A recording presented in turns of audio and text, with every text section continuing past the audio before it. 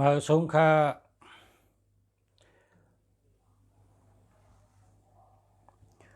มาสงกูเกาะกูเจ้าค่ะมาสงค่า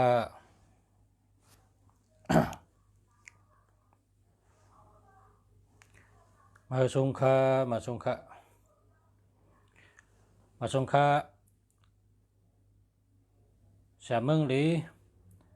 เดมัดหลัดลองแห้งถัดตูนับหลัดลองแห้งถัดตูนับปุนตาเป็นหมายจักหลัด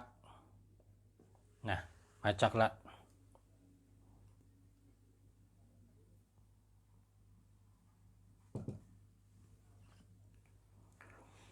หมายจักหลัดหมายพงนะคำพองห้องเวอร์โทรศัพท์เวอร์โทรศัพท์ในพี่น้องที่อยู่ในเมืองไทยนี่พี่น้องอยู่ในเมืองไทยนี่เปิ้นห้องว่าเวอร์โทรศัพท์นี่ว่านะพี่น้องไทยเฮาเจอมาอยู่ที่เมืองไทยเปิ้นห้องว่าเวอร์โทรศัพท์นี่เนาะเวอร์โทรศัพท์พอพี่น้องไทยเปิ้นก็ว่าหมายจักรัดนี่เนาะหมายจักรัดเนี่ยพอพี่น้องไทยเพราะว่าเจออยู่ที่จำเมืองมันนะจำเมืองมันกำนำในลุงเสียเขาได้ยินว่าหมายพงเนี่ยว่าหมายพงห้องว่านำปัดพงในก็ไรหมายพงในก็ไรเนาะห้องเจิ้งหือก็ไรนะห้องเจิ้งหือก็ไรทำได้เสียงกำกะ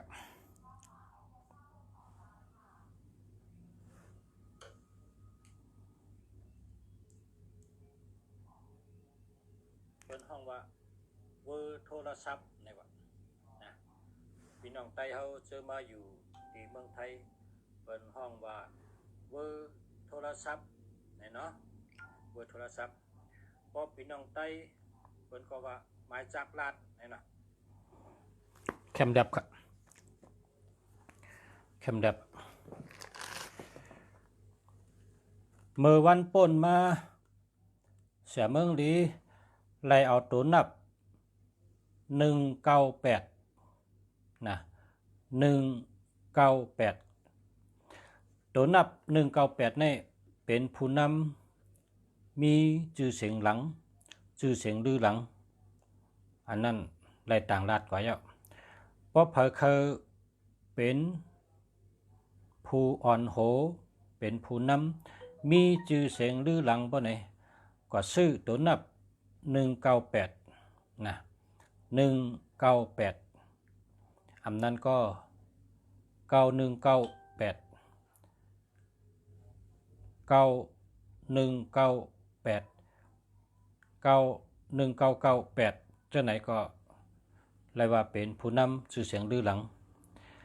อันนั้นรัดกันเยอะเมื่อในมาถึงตัวนับ899เนาะ899และ998ค่ะ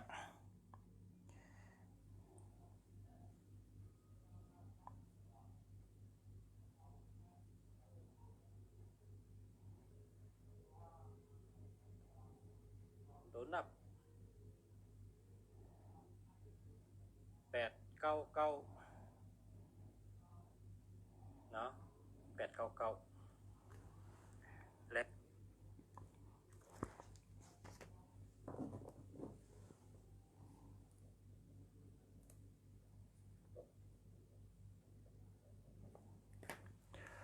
ตัวนับอันมาปันเมื่อในเป็นตัวนับผู้นำเหนือผู้นำนะมันเหมือนกันที่ปองมันเหมือนกันอันปันกว่าเมื่อป่นมาหลายวันในเป็น198ปองว่าผู้นำมีชื่อเสียงลือหลังผู้อ่อนโหอันมีชื่อเสียงลือหลังนั่นอันหนึ่งเมื่อในมาปัน899นี่เป็นเหนือกลยังมีกลเหนือผู้นำก็ยังมีผู้นำนะลุงชาเกียก เตะๆนะเกียกเตะๆตัวนับอันไหนเมื่อปนมาหลายวันก็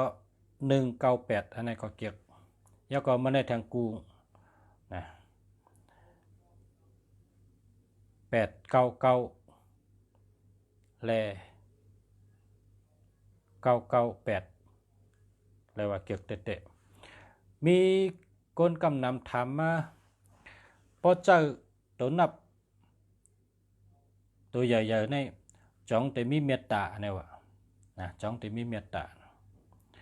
ลุงชาว่า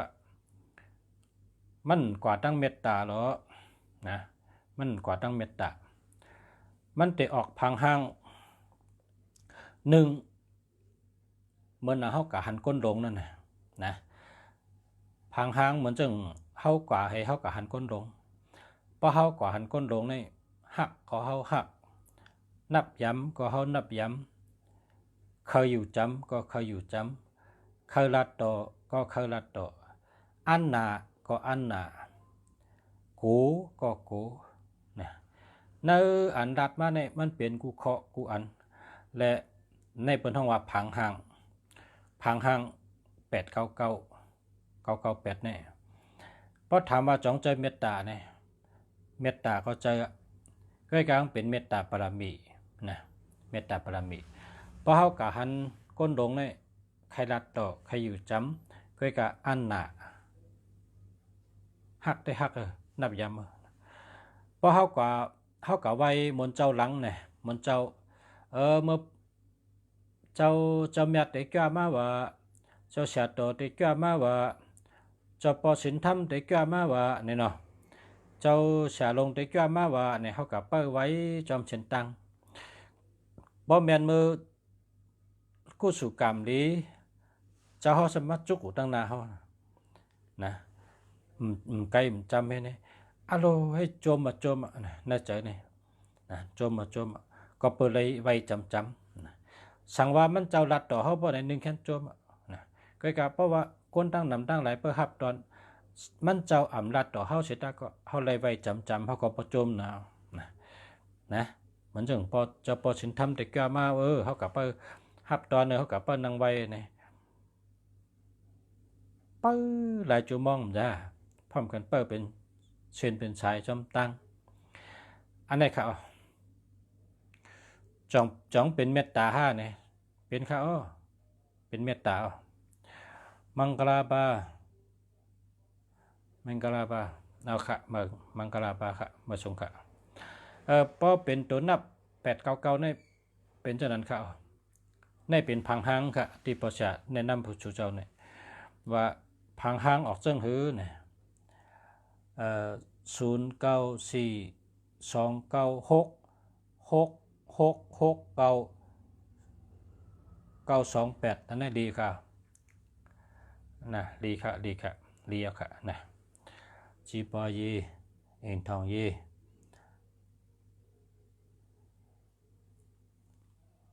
ดีค่ะดีกุมเบลค่ะเนาะเอ็งทองเยก็ลีจีปอเยก็ลีค่ะจำมาเยก็ลีค่ะอาชิตเยก็ลีนะดีค่ะนะดีค่ะเมตตาก็ลีเมื่อในย้อนลัดลองพังหางตัวนับมันได้ออกเหมือนจังสาเมืองลีลัดในชูเจ้านั่นน่ะพังหางได้ออกเหมือนจังหนังเฮากะหับก้นหลงเฮากะจู้ก้นหลงเฮากะเปิ้ลหับเจ้าปอชินทำเฮากะเปิ้ลหับเจ้าเสียลงน่ะน่าใจเฮานี่ห่มจมให้แหละ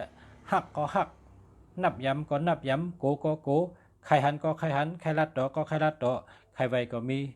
เนี่ยตัวนับ899เนี่ยเป็นจังไหนครับ998ก็เป็นจังไหนครับนะ998อำนั้นก็899นะพังหางแต่เป็นจังไหนนะพังหางเป็นพังหางผู้อ่อนโหพังหางผู้นำอันดีหักอันดีนับย้ำดีนับถือและพุงตันโคใหญ่นะครับคำในเข้ามาถึงข้อที่2ภายการเงินนะตอนที่2เนี่ยการเงินเนี่ยแก้นะการเงินแก้หาก็หาอะไรน้ำหาก็หาเตหาว่าคัดเจอลองเยอะการเยอะก้าขายเยอะหาเงินกำน้ำไรมากำน้ำนะไรน้ำไรเยอะ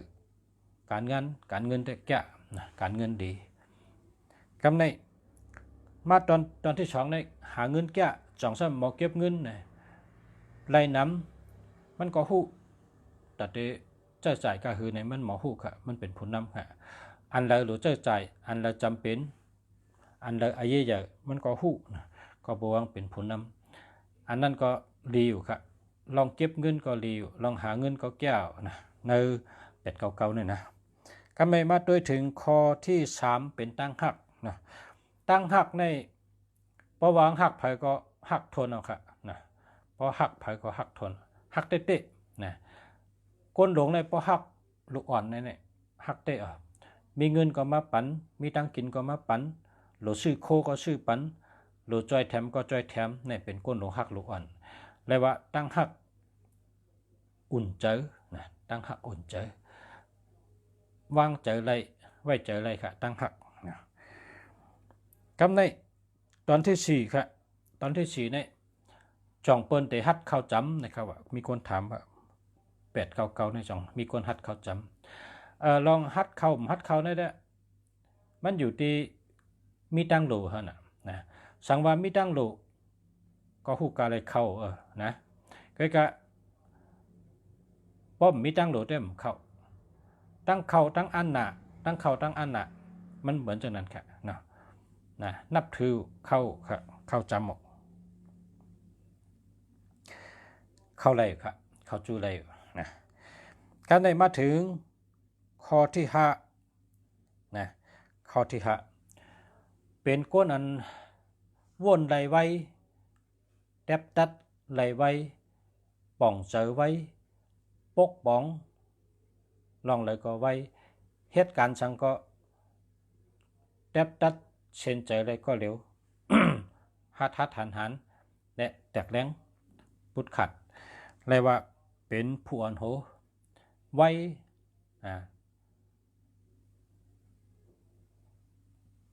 มันไว้ลองตั้นเจอเนี่ยค่ะตั้นเจอนะเป็นลองตั้นเจอมันอึดอัดนะกึดคำเพราะว่าหรือเฮ็ดจังไดจองไรค่ะเนี่ยพอถามมานะเขาเตถ่อมด้วยข้อกล้ามอันเท่าถามให้ได้ตั้งอันปัญหาที่ปอมานั้นตั้งปริศนาที่มีอยู่นั่นเขาติดลาดว่าเฮ็ดไหนได้ลาดแม่นเอากำเดียวในเปิ้นห้องว่า เป็นผู้นำที่หูดันเงาลายและลาดกล้าม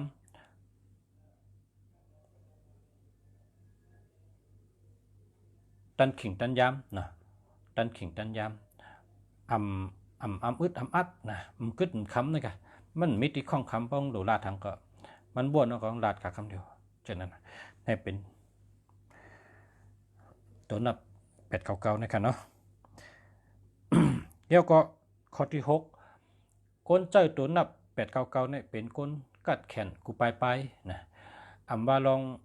การหลงการอ่อนการศาสนาการงานการเงินการเฮ็ดสร้างในส่วนโตและการก้นตั้งนำเขาเฮ็ดอะไรกูเมียวค่ะเฮ็ดอะไรกูเมียวเขาเป็นก้นตีลงแรงแรดเซลในการวางแผนกูไปนะหมอปกป้องกูตั้งแล้วก็เป็นคนเฮ็ดไรแคมก้นจอมหลังก็แม่นเจอนะ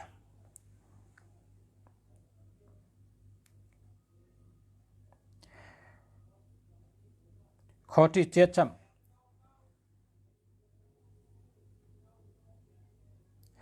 ในข้อที่7เนี่ยเขาซ้ำอันเด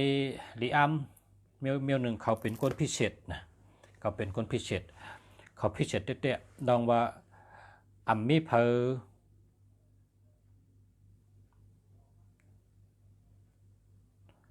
ลาดีมีเพอตีเหมือนเขาเลยคนที่เจอ899เนี่ยนะคนต่างก็วนถึงอันเขาเฮ็ดอันเขาตึกเฮ็ดอันเขาตีเฮ็ดและวนนำถึงอันเขาตีลัดหรือว่าละโดนะเพราะเป็นคนปันเฉพาะตลาก็เฉพาะตลาตีนกับลัดเนี่ยมีเผยวนใดว่าเตลัดจังนั้นนะมันเป็นคนที่มีเผยตันมันต่อเนี่ยมีเผยตันก็ ราะซัมมีต่างก็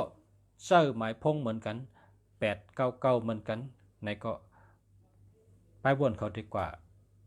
ตั้งเดียวกันนะป้ายวนดีกว่าตั้งเดียวกันเป็นป้ายวนอันกว่าเส้นตั้งเดียวกันเหมือนจังว่าเป็นก้นมีปิญญาหนังกัน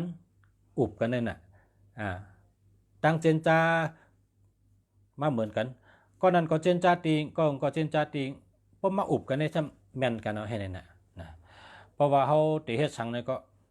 ติเฮ็ดจังไหนมันหมายมาว่าแต้มมาว่าติเฮ็ดไหน1เฮ็ดไหน2เฮ็ดไหน3เฮ็ดไหนมันวนมันแต้มมาเนี่ยพอมาฮอดที่ปังกลุ่มนี่ก็มันก็หนึ่งข้อซ้ำแต่ก็มันนั้นซ้ำเฮ็ดไหนจ่องลีเฮ็ดไหนจ่องลีเนี่ยก็หนึ่งในเตรียมไว้ว่าเฮ็ดไหน3เดียวมันเตรียมมาก็สามารถถามว่าเฮ็ดไหนจ่องเตลีเฮ็ดไหนจ่องเตแคมเฮ็ดไหนจ่องลีตั้งอันกองเจนจ้าไว้ตั้งกองเตลาดนั่นเป็นอันเดียวกันเนี่ยเขาห้องว่าคนมีปิญญาลึกลับนะนั่นน่ะตัวนับพรดี899เฮ็ดช่างแรงไหลมาอันไว้จังนั้นเนี่ยมันเป็น99เขาก็99นี่มันหลายๆได้ดีค่ะนะเพราะ99หลายๆได้มันเหมือนหนูไพ่มีหางเพราะ99หลายๆได้มัน99ในโหลอยู่จอม8นะ99ในโหลก็อยู่จอม7นะเพราะว่าเป็นมี7เฮ็ดตรงในมันมาเป็นอันชัตตี้กับเด้อนะพอมี7มาจับก็ป้อมนั้นก็มี8มาจับปะไหนมันก็เป็นอันชัตตี้นะมันเป็นอันโตปันชัตตี้มันนะแต่ละมันแคมนะก็เพราะฉะนั้นตัวนับมันเปิ้นว่าแคมแก้ในเปิ้นว่า7 8 9ในคารุเนาะเปิ้นแก้หาแจ้ง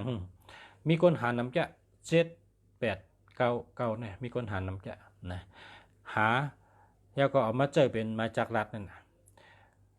มีคนหานำแล้วก็คนหาชื่อนำคำพองก็คาราอยู่นะ7899เนี่ยมีดีประชาเนี่ยก็เปิ้นถามมาหลายก็คาราประชา7899เนี่ยคาราเนี่ยก็มัน มันก็ในเขาว่าเพราะนั้นก็เก็บเงินทางให้เดือนกันนะมันกายใหญ่เพราะว่า7899เนี่ยมันกายใหญ่นะก็เพราะฉะนั้นนะพอถามว่าคนไข้ใจต้องนำมีคนไข้ใจนะถามมาจะก็กะขันใหญ่จนในเขากำในตัวนับเนี่ยเฮาติเจอจังหือก็ยะนะตัวนับในติปันพรดีจอมหนังตัวนับอันแห้งมันมีนั่นน่ะนะมันปันเตี้ยๆตัวก้นเฮาในซ้ำโหลไรเป็นก้นอันโหลเฮ็ดจอมนะโหลเฮ็ดจอมมันเหมือนจังหนังมีก้นจี้เนี่ยเช่นตั้งเฮาอ่ะนะเพราะว่ากว่าอะไรเพราะกว่าตั้งในเนี่ยตั้งดีประกาศตั้งในเนี่ยตั้งหยาบเนี่ยก่อนจี้นี่เฮาเช่นตั้งดีเฮาก็กอดจอมเนี่ยเฮาก็ได้การง่ายๆนะเฮาก็อย่าไปกอดตั้งหยาบเป็นเช่นนั้นตัวนับในปันพรดีเฮาเสร็จแล้วก็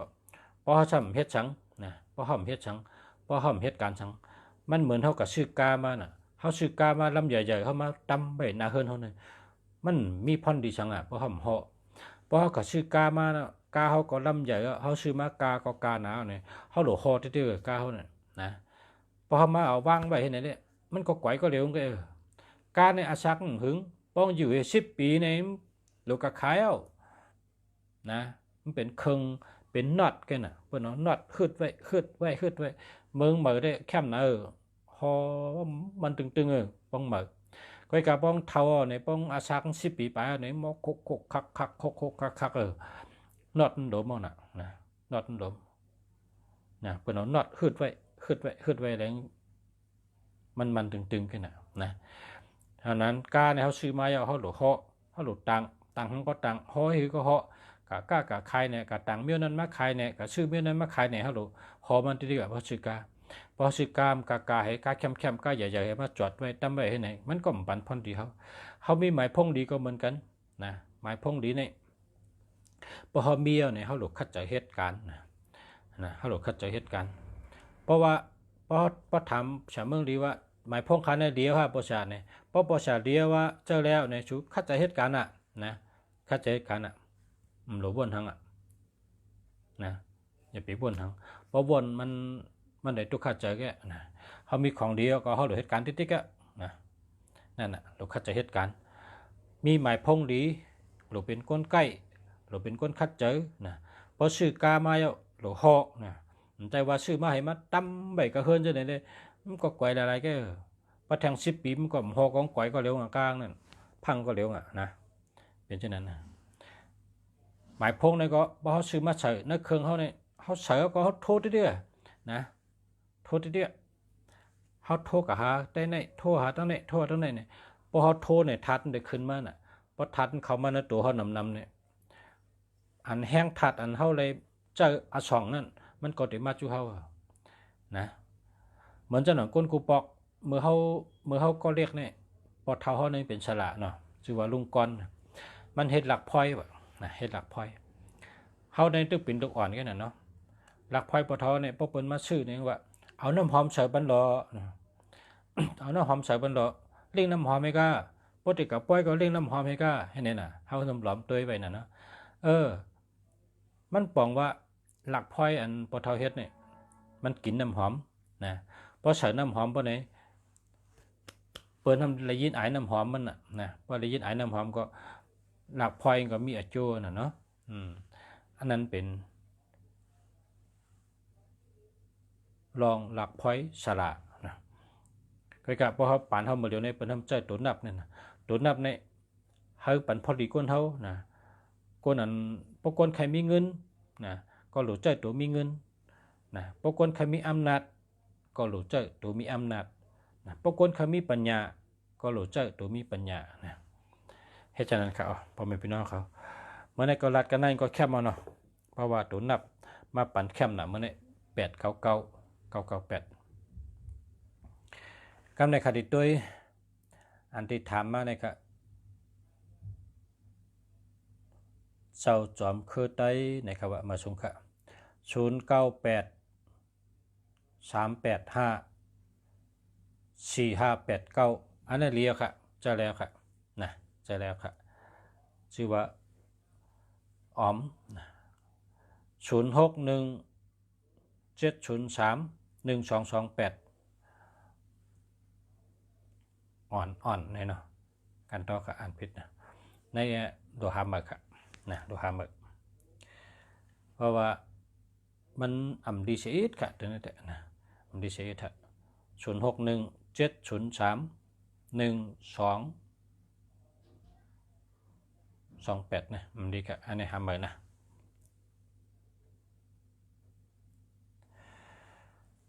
0617426998อันนี้เดียวค่ะ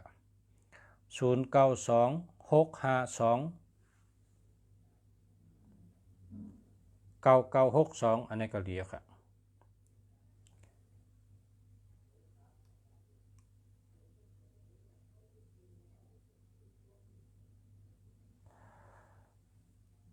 0963605694อันนี้หามาค่ะ0617426998นะใช่แล้วค่ะ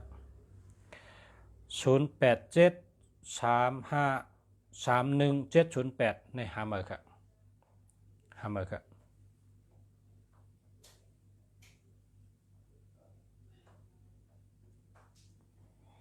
0627986492อันนี้หามาค่ะ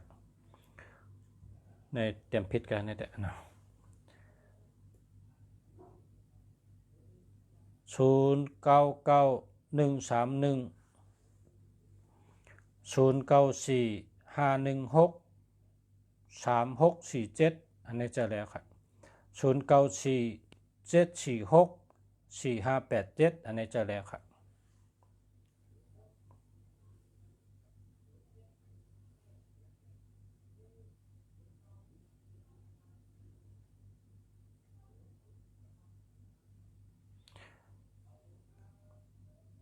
ทำเต็มมาเหมือนครับเพราะว่าบางอันก็ขาอ่านเนี่ยมันตั้นมือเมื่อกี้เนี่ยมันตั้นในอ่านก็มี09935316 09937025757อันนี้หาเมอครับ0994239854อันนี้ดีครับ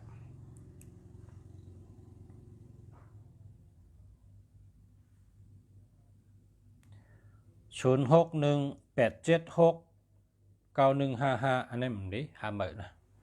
หาเมอครับ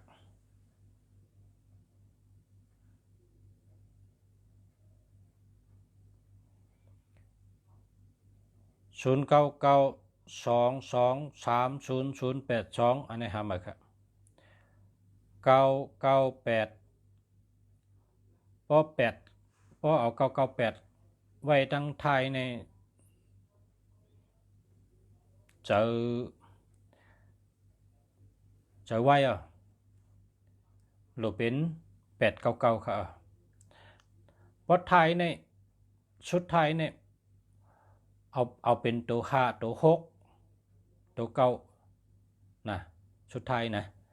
เพราะชุดไทยเนี่ยหรือเป็นตัว5ตัว6ตัว9ให้นะอย่าเปรียวกับไว้8อย่าเปรียวกับไว้8ไว้ไรอันพอเบิ่นจึง7 8 6 8จังได๋ได้58จังได๋ได้ก็แค่นนะมันเป็นพอแห้งก็กับพวก98ในแห้งน่ะเปิ้นไว้ดังหลังนะ98ให้เปิ้นไว้98ให้เปิ้นไว้ดังหลังครับ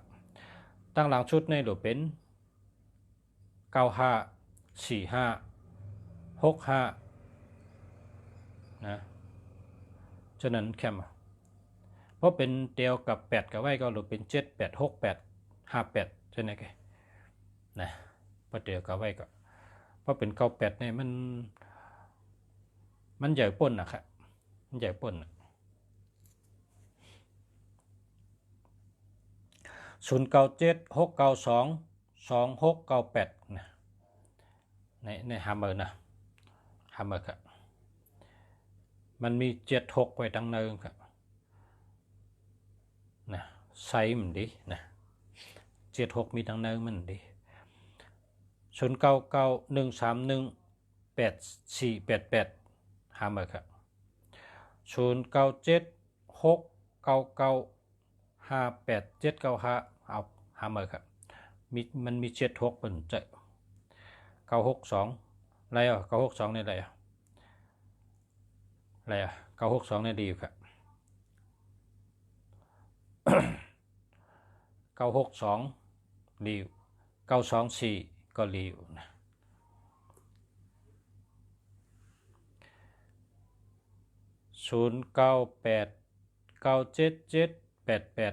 0989778896อันนี้เจอแล้วครับ0619281186หาเมอร์ครับ0823632428ก็จะแล้วครับ06196388876หาเมอร์ครับ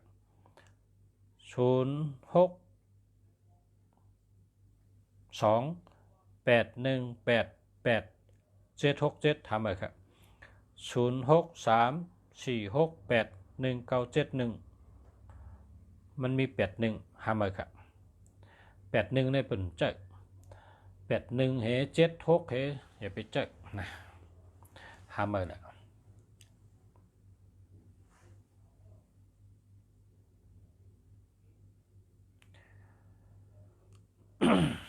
0969259962นะเรียกครับ0976995865เอา8ให้นะคุณหนุ่มแสงทองนะฮาเมอร์นะเจิมแหละ76นะเจิมแหละดีเอาฮาเมอร์เลย0833678139เนาะฮาเมอร์ครับ0629399887อันนี้เจอแล้วครับ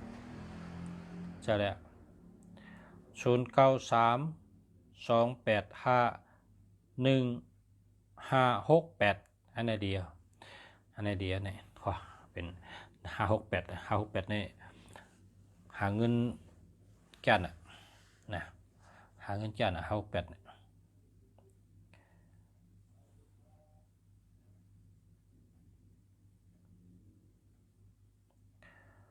0986698834อันนี้เจอแล้ว0814562668หาหมดครับ0644162989อันนี้เจอแล้วครับ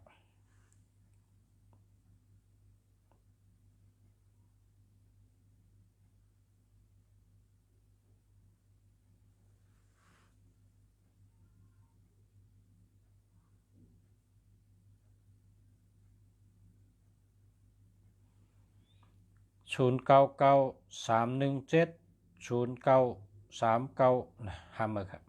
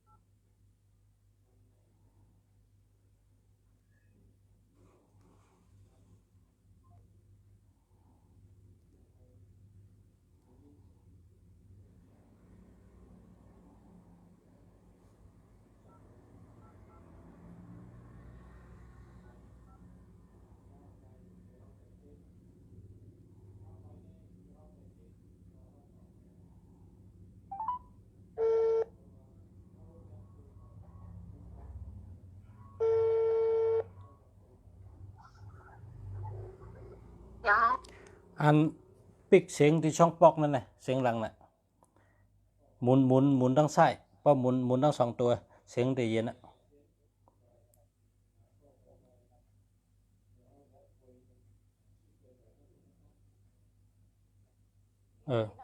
ปิกมันยินนะมันยินนะ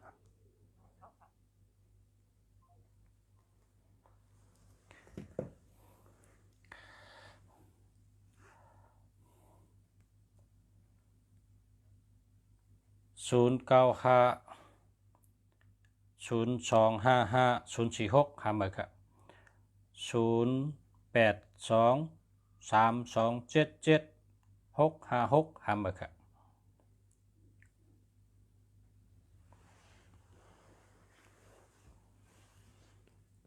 0993438992อันนี้เดียวจะแล้วครับ0942879651เดียวค่ะเดียวตามมันนี่เดียวค่ะนะเดียวค่ะจะแล้ว092082กว่า3864487อันนี้จะแล้วค่ะ0657561598จะแล้วค่ะ0823277656หามือครับ0946633769หามือครับ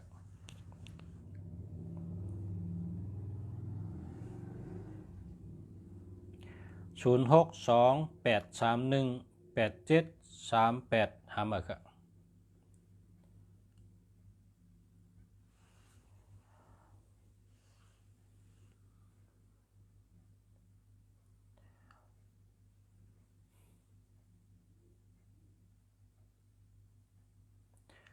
0930202400หามือครับ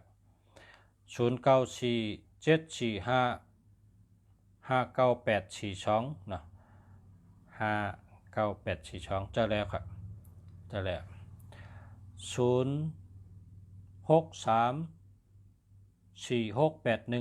0634681971หามือครับ065756155988 328อันนี้ดี328ได้มีเงินนำ328 428 628 363นะมีเงินนำปอเจออันปอชูเจ้ากับหันหมายพงอันใต้กอดชูเจ้าเนี่ยพอมันมี363อันนี้ก็เงินนำมันก็เนี่ยนะ363พอก่อนมี428 328 628จะเนี่ยก็มีเงินนำนะ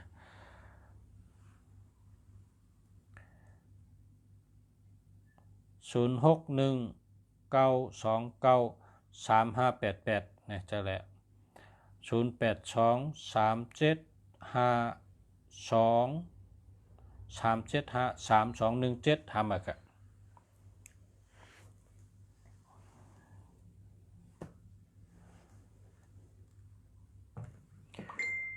0634798478นะจะแล้วครับเนี่ย78เพราะ78จังไหนไรอ่ะก้นเจ้า478 578อันนั้นก็568จังไหนนะหันเขามีเงินจะนะลุงเสียหันเขาเจ้าหันก้นเจ้าเขาเจ้าให้เขามีเงินนะ578ตั้งหลังก็มีนำ878ก็มีนำนะก็ยังโหลได้ดีทั้ง10ตัวนะโหลได้ดีทั้ง10ตัวเพราะเมืองไทยในมี10ตัวนะเพราะก่อนนะเมืองไทยเขาได้มี11ตัวนะ11ตัว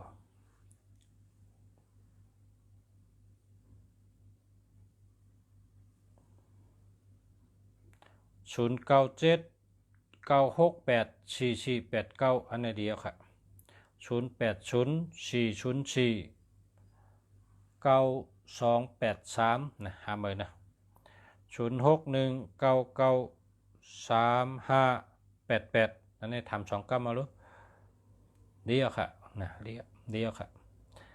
เดียวค่ะ0633897366อันนี้มันดีหามือนะหามือ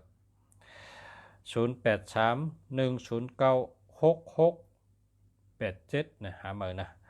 092580382234หามือครับ0946720454หามือครับ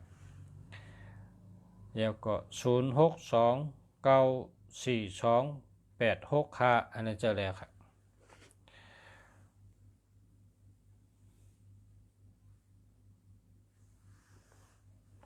0634917367หามือครับ0615986699อันนี้เรียมาส่งค่ะ0852250895หามือครับ0629243004นะ9304นะหามือค่ะหามือค่ะหามือครับ10 โมงไปค่ะ0907284647หามือค่ะ0823277656นะหามือค่ะ0992230865หามือค่ะ0993124635หามือค่ะ0618501328ทำมาครับ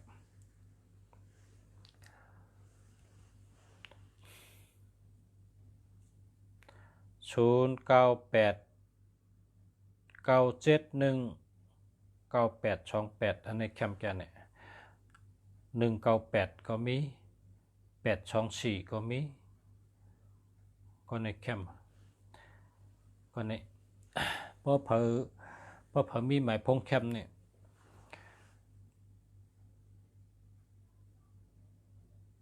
โดยโดยแรกนะอย่าไปอย่าไปเรียกเฮ้ยเจ้ากว่าติดๆอ่ะเพราะชู1หึงมันได้1ดีก็3เหรียญ6เหรียญนะม บางก็มีวดมีเวียนก็3 ปี6 ปีเจอเตี้ยนะมันตื่นปันนะจูปองดีอ่ะนี่ก็ใกล้กับป้อมมันดีนี่ก็เป็ดเพอนะป้อมดีก็เป็ดเพอปองดีก็ใจก็ติ๊กนะอย่าไปยะอย่าไปแหลกใจอันนั้นน่ะปอชาวาลีอ่ะนี่ก็ใจติ๊กนะมันตื่นดี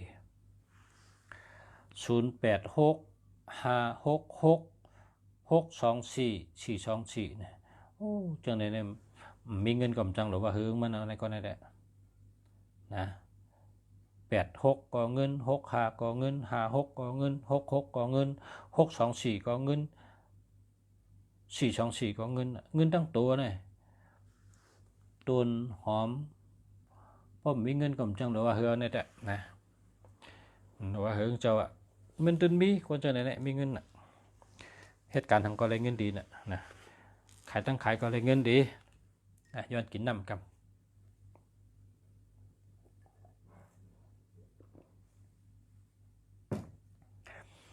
เพราะชูเจ้าก็ชื่อมาในแต้มไว้หรออันพอชาวาในแต้มไว้หรอแต้มไว้ในท้องเอากะให้ตูงก็แล้วแต่ก็ชื่อเฮิงไร363นะหาลงกันที่363ว่าเนื้อใจที่เดียวนะ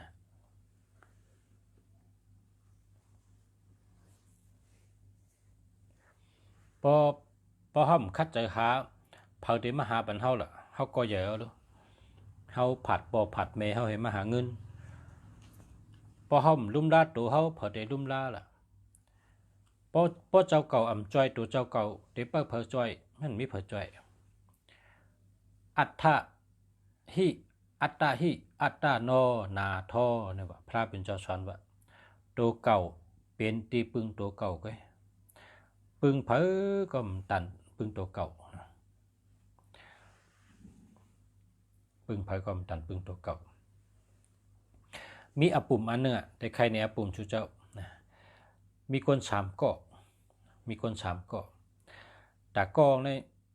เขาป้าถง1 ก้อในป้าถง2 ลูกว่ะก้อที่1เนี่ยว่าถงตั้งนาก็นักถงตั้งหลังก็นักเมื่อป้าห่างไป2 ลูกเนี่ยถงตั้งหลังนะครับป้าไว้อันดีอันงามอันดี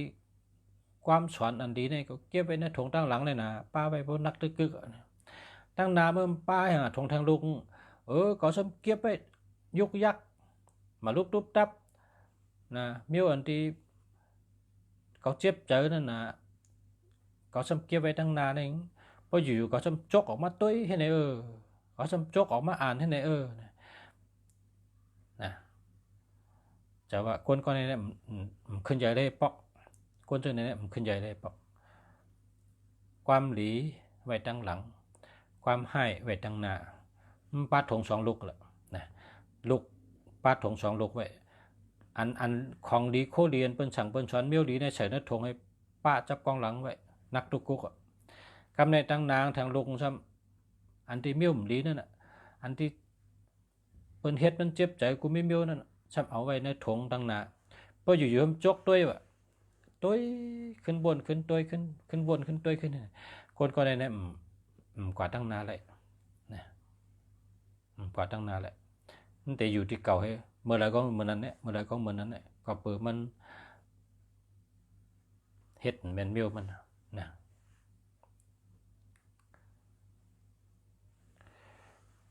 แทงกองซ้ำป้าถง2 ลูกหนังก็เยอะนะป้าถง2 ลูกอันดีๆเก็บไว้ตั้งหน้าอันดีๆเก็บไว้ตั้งหน้ามันทำใกล้ๆจกด้วยอันดีนั่นใกล้ๆจกด้วยอันดีอันตั้งหลังนั้นอันดีมันดีมันทำเก็บใส่ใกล้ๆมันทำใกล้ถอกแปดอยู่ๆถอกแปดมันดีนักหลายๆแค่ถอกแปดเท่ตั้งหลังก็มันนักมันใกล้ๆถอกแปด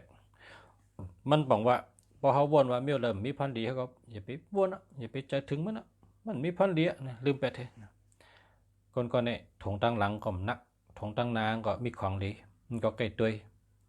มันก็กว่าตั้งหน้าก็ที่สามกว่าตั้งหน้าชุดๆจำป้าถง2 ลูกเหมือนกันอันดีนี่เก็บใส่ตั้งหน้าเอาก